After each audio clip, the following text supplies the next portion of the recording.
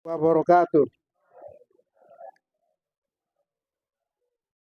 Alhamdulillah wa syukurillah wa nimatillah la haula wa la quwata illa billahil azim. Asyhadu an la ilaha illallah wahdahu la syarikalah wa asyhadu anna Muhammadan abduhu wa rasuluhu la nabiyya ba'dah. Allahumma shalli ala Muhammad wa ala ali Muhammad kama shalaita ala Ibrahim wa ala Ibrahim innaka Hamidum Majid. Qala Allah ta'ala fil Qur'anil Karim. Bismillahirrahmanirrahim. Inna a'tainakal kautsar fasholli li rabbika wanhar inna sani'aka wal abtar. Al-ayah. Bismillahirrahmanirrahim. Alhaakumut takatsur hatta zurtumul maqabir. Kalla saufa ta'lamuna summa kalla saufa ta'lamun. Kalla law ta'lamuna ilmal yaqin latarawunnal jahim summa latarawunnaha ainal yaqin summa latus'alunna yawma idzin 'anil na'im. Hadirin jamaah pengajian pimpinan ranting Muhammadiyah Beringin Raya yang dimuliakan Allah. Sudah sepantasnya kita selalu bersyukur kepada Allah SWT yang telah begitu banyak memberikan nikmat dan karunia kepada kita sekalian, sehingga pada kesempatan yang sangat berbahagia ini kita masih diberi kesempatan dan waktu untuk mengingat kembali, menelaah kembali tentang banyak hal yang terkait dengan masalah yang kita sedang kaji, yaitu ada 8 hal yang akan menghambat daripada atau menyesatkan daripada keimanan kita. Kita sudah bahas di pertemuan kedua, yaitu tentang apa itu syirik, apa itu musyrik, apa itu munafik, kemudian apa itu zalim, dan apa itu maksiat. Dan kali ini kita masuk pada bahasan selanjutnya, yaitu tentang berpoya-poya. Nah, atau bahasa lain hedonisme. Berpoya-poya ini adalah merupakan juga musuh tentang keimanan. Sebentar lagi kita akan memasuki Ramadan. Ayat yang populer itu Al-Baqarah 183. A'udzubillahiminasyaitonirrajim. Ya ayyuhallazina amanu kutiba alaikumusyamu kama kutiba alal ladzina min qablikum la'allakum tattaqun. Di situ dihimbau, hai orang-orang yang beriman, diwajibkan atas kamu berpuasa sebagaimana orang-orang sebelum kamu dan agar kamu bertakwa. Nah, maka pada kesempatan yang berbahagia ini kita sudah mengkaca, menelaah tentang musuh-musuh orang beriman. Nah, sampailah kita pada bahasan apa yang disebut dengan hedonisme. Nah, kenapa hedonisme ini adalah merupakan jadi musuh yang sangat berbahaya bagi kualitas keimanan, yaitu akidah kita, karena dia akan merusak. Jadi ada ratusan macam bentuk hedonisme atau berpoya-poya, atau dengan bahasa lain bermegah-megah, atau dengan bahasa lain mubazir. Apa saja yang kita lihat, kita telaah tentang hal tersebut, Tadi sudah saya ungkapkan di atas tentang surat At-Takasur. Alhaakumut takasur. Hatta zurtumul maqabir. Jadi kalau kita telah dari surat ini, ada yang mengatakan surat ini adalah lengkap kalau di dalam mushafnya Utsmani itu berbunyi surat At-Takasur. Nah, kemudian sejarahnya bahwa surat At-Takasur atau lengkapnya adalah Al-Hakum atau Al-Hakumut Takasur. Nah, kita dianjurkan bahwa kita ini sebagai manusia itu akan selalu bermegah-megah, selalu berpoya-poya. Itu sudah menjadi tabiatnya manusia. Jadi ingin bermegah-megah, berpoya-poya. Ya. Nah, sejarahnya, konon ceritanya bahwa surat At-Takasur ini turun pada saat di mana ada dua kaum yang saling membangga-banggakan keturunannya. Nah, paling nggak ada yang hebat kalau bukan keturunan saya. Kata satu begitu juga. Nah, jadi nggak ada yang paling hebat. Itu adalah kecuali bangsanya. Nah, akhirnya mereka saling bergontok-gontokan. Ya. Tetapi sebenarnya hadisnya ini doib, tapi bisa dipegang. Hasan juga tidak sebenarnya. Ya. Tapi itulah, ya. Jadi bergontok-gontokan. Dan memang tidak akan berhenti gontok-gontokan tentang harta. Nah, tentang harta itu sampai masuk ke liang lahat. Artinya sampai ke kubur. Bahkan ada orang-orang yang berprinsip hedonisme ini dan akan ada sampai kapanpun, ya, sampai kapanpun akan selalu ada. Lalu apa yang dikatakan harta? Apakah kita tidak boleh punya harta? Ya tentunya sangat dibolehkan punya harta, tetapi harta yang bagaimana? Lalu dimanfaatkan untuk apa? Nah, kalau kita meninggal, itu hanya satu harta yang menemani kita. Nah, selainnya tidak ada.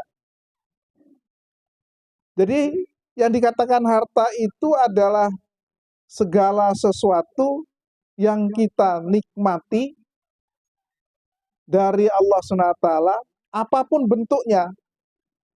Ya, apapun bentuknya.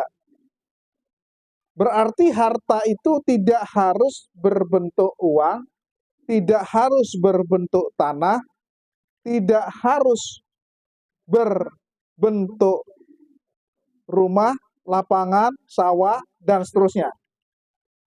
Tetapi harta itu juga adalah termasuk apa yang ada di jasad kita, di lingkungan kita, di sekitar kita, itu juga merupakan harta.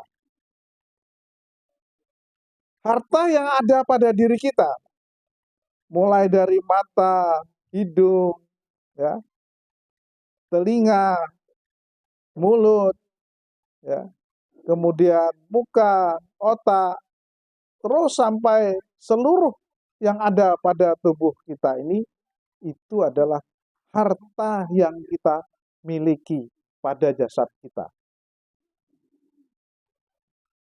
Pernahkah ini kita hitung? Coba, kalau kita hitung, ada satu kisah Bapak Ibu sekalian yang dimuliakan Allah.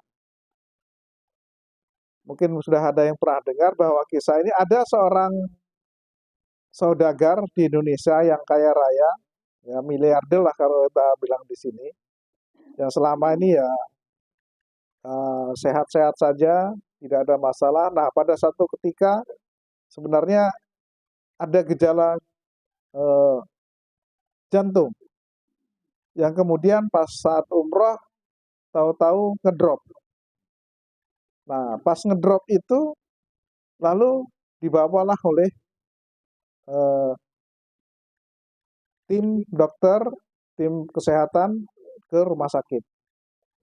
Nah, di rumah sakit kemudian dibantu dengan berbagai macam alat yang ada. Nah, terakhir dimasukkan di apa namanya ICU. Nah, kemudian dalam waktu beberapa menit, perkiraan sekitar 30 menit, pulihlah kembali. Setelah pulih, dia berucap Alhamdulillahirabbil alamin. Yang kemudian dia tanya dengan dokter, berapa biayanya? Dia bilang, dokter ini 2 juta lah kalau uang kita ya, sekitar 2 juta. Lalu dia menangis meraung-raung. Kagetlah si dokter dan timnya. Nah, karena kaget, kemudian ditanya setelah dia agak, sebenarnya kenapa kok menangis? Kemahalan, kata dokternya. Tidak, katanya, bukan kemahalan. Selama ini saya tidak peduli dengan kesehatan saya. Hanya dengan dioksigen selama 30 menit, sudah harus bayar 2 juta. Kalau 1 jam, 4 juta. Kalau 24 jam, berapa Bu? Kalau 1 pekan, 1 bulan, selama hidup dia, ya umurnya waktu itu sekitar 60-an ya, sekitar 60-an, ya sudah berapa? Wah, berarti sudah miliaran. Oksigen yang kita hirup ini, ya, tanpa kita perhitungkan, tanpa kita perhitungkan. Ini kan sangat luar biasa. Artinya sangat mahal, Bapak Ibu sekalian. Ya. Kemudian beberapa waktu yang lalu, saya berkunjung kepada salah seorang sepuh kita, mungkin kenal semua, namanya Abdul Hamid. Pernah kenal ya, kalau lama yang di Muhammadiyah tahu. Ya. Abdul Hamid, itu mantan kepala sekolah SMP Muhammadiyah sampai ya, habis masa hampir pensiun, kemudian baru ditarik ke Kanwil. Dan pernah menjadi apa namanya pemandu ketua HW Provinsi Lampung, kuartir wilayah. Nah, kita datang ke sana, kemudian dia bercerita tentang apa? Tentang mata. Dia bilang mata saya ini sudah mata Filipina, sudah diganti. Sejarahnya yaitu karena matanya ini ketusuk daripada duri apa namanya, ada bunga yang berduri itu ya, lalu pecahlah matanya. Ya. Nah, kemudian dioperasi dibawa di Jakarta. Nah, waktu itu biayanya itu sekitar 7 juta sebelum krisis ya, 7 juta. Berarti mahal mata itu. 7 juta. Itu mata orang Indonesia. Ternyata mata orang Indonesia itu ya, adalah orang yang mendonorkan matanya itu adalah mata-mata orang yang sudah tua di Indonesia. Orang-orang yang sudah tua. Ya akhirnya disarankan oleh dokter supaya berubah. Karena kalau di Filipina itu matanya adalah mata orang masih muda. Nah itu ceritanya. Nah akhirnya apa? Dioperasi lah. Dan dua-duanya pakai mata Filipina sekarang. Nah, harganya satu mata 24 juta. Artinya mata juga mahal. Ya. Mata juga mahal. Dan banyak kasus-kasus kaitannya dengan jantung, dengan paru-paru dan lain sebagainya, termasuk usus. Ya. Nah, dulu saya punya rektor namanya mungkin kenal semua Pak Mukri. Ya. Itu menurut terawangan para ahli apa namanya tarikot bahwa dia itu diguna-guna. untungnya pernah belajar di Muhammadiyah, ya, di Kalirejo, akhirnya berpikir sehat. Ya. Nah, kita kasih masukan juga, ya mudah-mudahan ya akhirnya dia berobat ke ahli usus. Ternyata ususnya itu adalah melilit, ya, ususnya melilit dan tidak bisa berfungsi sebagaimana mestinya. Kesimpulannya harus dipotong sebanyak 12 meter. Ya. Udah mau habis itu. 12 cm tapi kalau dipanjangkan 12 meter. Karena panjang usus kita ini adalah 10 atau 30 orang yang ahli kesehatan, kali lipat daripada badan kita. Ya. Jadi segitu panjangnya usus. Kemudian dipotong, disambung dan alhamdulillah sehat sampai sekarang. Tapi kalau itu ngikuti, ya, saya dulu punya guru namanya Hawazin, ya mungkin kalau yang ahli tasawuf Naksabandi, kemudian diberi cerah ke Sanusi, itu pasrah begitu saja, ya pasrah saja, ya, tidak mau berusaha, pokoknya sudah terserah. Nah ini artinya apa? Ternyata antara pemikiran dan ini adalah harta yang tidak bisa. Ya. Lalu bagaimana supaya harta ini tidak dipoya-poyakan? Ya, napas kita, udara kita, dan lain sebagainya. Nah ini perlu penataan. Ya, perlu penataan. Artinya apa? Di antara kita ini kadang-kadang tidak peduli, yang penting untung bagi saya, terserah kamu. Ya. Baik masalah-masalah udara, masalah lingkungan, dan lain sebagainya. Nah maka kalau kita lihat bahwa hidup kita ini tidak terlalu lama, sangat sebentar. Perbandingannya itu kalau 1000 tahun di akhirat, 1000 tahun di dunia itu sama dengan satu hari atau 1 jam di akhirat. Nah, kenapa di bulan Ramadan itu ada suatu bulan, ya, yang ditawarkan dengan 1000 bulan? Nah, ini yang harus kita pahami. Dan di dalam bulan Ramadan itu ada yang namanya satu waktu yang nilainya sama dengan 1000 bulan.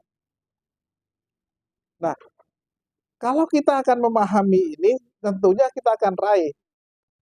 Nah, selama ini kita dapat informasi bahwa eh, penggalan bulan Ramadan selama 30 hari itu dapat dikatakan 10 hari pertama, kedua, dan ketiga. Padahal hadisnya telah dhaif. Tapi para ulama, para ustadz itu dianggap populer saat ini. Padahal yang namanya persiapan untuk Ramadan itu jauh sebelumnya harus sudah disiapkan. Ya. Mulai dari Zulkaidah, Zulhijjah, dan terusnya sampai bulan ke-11 sekarang ini, Sa'ban ini, ya harus bukan 11 ya, keberapa ini? Ke-9 ya. Ke-9 ini harus kita lakukan secara terus-menerus untuk mempersiapkan mendapatkan apa yang dikatakan malam Lailatul Qadar. Nah, malam Lailatul Qadar itu sebenarnya tidak ditentukan kapan waktunya, tetapi Rasulullah SAW selalu melakukan itu adalah di 10 hari terakhir. Jadi inna anzalnahu fi lailatul qadr, lailatul qadri khairum min alfi syahr, tanazzalul malaikatu warruhu fiha bi ismi rabbihim min kulli amr, salamun fiha hatta matla'il.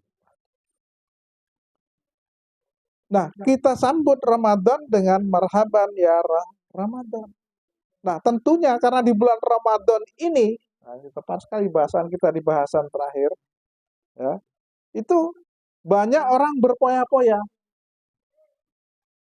dengan harta, yaitu yang berbentuk makanan, nafsu, semuanya mau dibeli, ya, tapi setelah itu tidak dimakan, mubazir. Mau ngasih tetangga, tetangganya sudah juga lebih, ya. Nah ini, maka harus di-manage dengan baik. Ya, jangan sampai mubazir. Karena Allah menegaskan al-mubaziri ihwanus sayatin. Jadi mubazir itu konconya, saudaranya, temannya setan. Nah, masa masih kita mau berbuat mubazir? Jadi yang sedang-sedang saja, yang cukup-cukup saja. Nah, kembali kepada persoalan bahwa al-hakumut takasur hatta zurtumul maqabir. Nah, ini bahwa kita ini tidak akan pernah berhenti. Apakah kita nggak boleh kaya? Boleh. Tetapi kekayaan itu bisa nggak kita manfaatkan untuk maksimal? Nah, tentunya ini yang harus kita manage secara baik. Karena banyak hal bahwa seperti tadi saya katakan, kalau orang meninggal itu, ya hartanya ikut nganter, tapi nggak mau masuk kubur, ya kan? Hartanya nganter, jadi mobilnya ikut nganter jenazahnya, tapi mau nggak masuk kubur? Nah, keluarganya ikut nganter kan? Istrinya, nah itu istri itu kan merupakan harta, anak juga harta dijelaskan situ kan. Jadi semua yang ada di muka bumi ini adalah harta. Maka sebenarnya orang Islam itu paling kaya hartanya. Ya kalau mau hitung-hitungan kan. Dan manusia itu adalah manusia yang paling kaya diberikan oleh Allah SWT. Nah tapi kan, jadi tiga hal yang menemani pada saat orang ke kubur itu dua pulang. Jadi tadi anak, saudara, istri dan lain sebagainya, ya, yang kita cintai, yang kita sayang dan sebagainya, pulang nggak akan mau menemani kita di kubur. Kemudian mobil ataupun yang lainnya tidak juga menemani kita. Kemudian harta yang kita tinggalkan bahkan bisa jadi rebutan, orang belum selesai sudah jadi rebutan itu hartanya, ya tidak menemani kita. Nah yang akan menemani kita siapa? Amal, amal yang menemani kita. Nah untuk itu tentunya perbanyaklah beramal. Amal yang paling sederhana sampai yang besar itu harus kita biasakan, kita lakukan. Contoh sederhana, amal yang terus-menerus mengalir, misalkan, ya, kita mengucapkan salam bertemu dengan saudara kita, itu juga perbuatan amal. Dan itu selama kita berpisah nggak pernah ketemu-temu lagi, itu masih melekat sepanjangnya. Sepanjang kita berpisah. Nah itu mudah muriah, hanya modal mulut saja kan. Tapi kan itu menjadi berat kalau tidak dibiasakan. Padahal kita bisa mengucapkan atau beramal sebanyak-banyaknya. Ya, apalagi ibu-ibu ini ya. Ya, bapak-bapak juga bisa. Ibu-ibu coba berapa kali masuk rumah, keluar, masuk kamar, keluar kamar, masuk dapur, ya. Tapi pernah nggak itu dilakukan? Ucapkan salam, masuk rumah, salam, masuk kamar, salam, keluar kamar, masuk ke kamar induk, salam lagi, ke dapur, salam lagi. Terus berapa kali itu ibu-ibu? Ya, murah kan? Murah mereka, bapak-bapak juga begitu, ketemu kawan, assalamualaikum, murah kan? Tapi berat melaksanakannya kalau nggak dia biasa. Nah kita mulailah dari yang kecil-kecil ini, ya. Supaya apa? Ini mengerem daripada untuk tidak berpoya-poya. Nah, kalau kita sudah mengucapkan assalamualaikum, ya, tentunya yang ada penghuni yang tidak kelihatan itu, ya, itu akan pergi, ya, akan pergi dengan sendirinya. Karena kita sudah biasa. Kalau enggak, wah dia senang, nyaman dia di situ, ya, nyaman dia di situ. Ya, buka pintu, assalamualaikum, terus dia tidak nyaman, dia pergi sendiri. Jadi kalau saya dulu masih hobi ngeru'yah orang, sederhana saja, sudah ucapkan salam aja. Masuk rumah salam. Nah kalau mau ditambah lagi, yaitu ada 3 kul itu kan diajarkan oleh Rasulullah. Ya. Jadi 3 kul itu kul wallahu ahad, Allah samad dan seterusnya. Kemudian kul a'udzu birabbil falaq, kemudian kul a'udzu. Oh, masih merasa gelisah. Tandanya gampang Bapak Ibu sekalian, kalau kita masuk rumah baru misalkan, kemudian berdiri bulu roma kita, itu berarti ada sesuatu yang ada yang nunggu di situ lama, ya. Ya, tinggalkanlah rumah itu beberapa hari, kemudian kita pulang, kita pasti sudah ada yang nunggunya, ya. Sudah ada yang nunggunya. Nah, berdiri bulu kuduk kita. Nah, itu nggak usah takut. Orang kita makhluk yang sempurna kok, ya. Nah, itu aja. Kemudian kalau masih juga kapan baca uh, surat Al-Fatihah, apa namanya, Al-Fatihah, kemudian dilengkapi dengan uh, surat Al-Baqarah ayat 1 sampai 10, kemudian dilanjutkan dengan ayat kursi dan surat Al-Baqarah ayat terakhir. Nah, itu yang diajarkan Rasulullah. Gak usah macam-macam, itu aja. Ru'yah diri sendiri bisa, ya. Nah, kalau menguru'yah diri sendiri itu paling mudah. Ya, kalau misalkan mau sudah terlanjur nih makan nggak ucapkan bismillah, ya, itu biasanya ada yang ngikut itu, setan itu masuk perut kita sehingga kadang melilit, kadang segala macam, ya. Nah, itu. Nah, bagaimana untuk mengeluarkan atau racun, ya? Atau racun, ya, itu gampang, ya. Itu celupkan tangan kita ke situ, bacakan 3 kul itu tadi, kalau nggak 4 lagi baru yang lainnya. Nah, itu sudah diajarkan oleh Rasulullah SAW. Jadi nggak usah sulit-sulit sebenarnya, Islam itu mudah. Nah, tapi perlu keikhlasan. Kalau kita nggak ikhlas, maka orang dulu nggak banyak-banyak kok. Ya, hanya itu saja yang dihafal kok, nggak ada yang lain. Tapi bisa mengatasi segala macam persoalan kehidupan.